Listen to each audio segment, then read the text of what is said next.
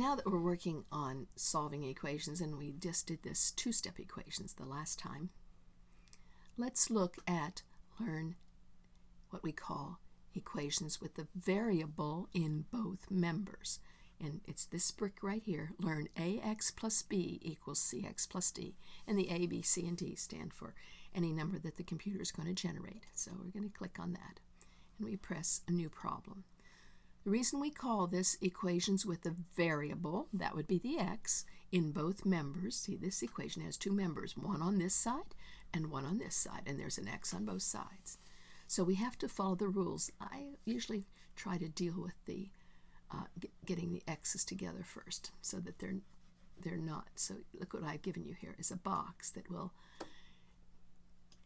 give you the ability to put anything on both sides from negative 10x to 10x. And what you have to decide is, well, let's see. What we would like to see is that, would you like to say don't change? I hope you're not seeing that. My Mac is fighting with my Windows parallels, I guess. That reminds me, I wanted to say my programs are running here on my Macintosh with parallels installed. And maybe we got that, so you can see they run just fine on a Mac, but you do have to install parallels. And I installed Windows XP because it would take up less room than, say, Windows 10 or something. I didn't want to give up that much of my hard drive just to run my programs. I could have actually used an even lower operating system. But anyway, what we want to do is we want to get these x's together. And I usually have a preference myself to getting the x's to the side that already has the most. Some teachers always like to get the x's on the left. But I sort of like, this side has 10x. And this side has negative 6x. Well, the 10x side wins. That means I want to get rid of the negative 6x. What's the opposite of negative 6x? It's positive 6x. Now, if we had worked that in, another way and subtracted 10x from both sides, it would still work.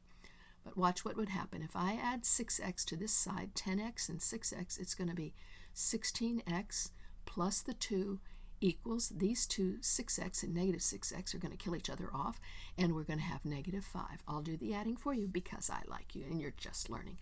But eventually you're going to have to do all this arithmetic yourself. So you see we have 16x plus 2 equals negative 5. Now we're back to two-step equations. We want to find out what the x is. His 16 is his best friend. We don't want to get that first. We're going to get rid of this 2. What's the opposite of adding 2? It's subtracting 2. Do that to both sides. This side should be negative 7. This should kill off, and we should have 16x equals negative 7. Now, to find the x, we have to get rid of the 16. What is it doing to the x? Oh, it's multiplying. How do you get rid of multiplying? Dividing. So I will have to divide both sides of this equation by 16, which means the 16 will have to go in the division place under the division line. So it'll have to go in the bottom. So 16, which means that the negative 7 is here.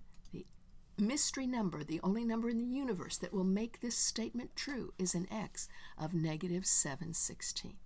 Check my answer, we win. If you practice these till you get so good at them, let's see if we can do this fast. Oh, this side has most x's, so I'm going to add 6x. Add. I've got to get rid of that 5, so I'll add 5. Add, and now I get x is 0. Because when I divide 0 by anything, oops, I got to go in the wrong way. Check. Hope you get this. Bye.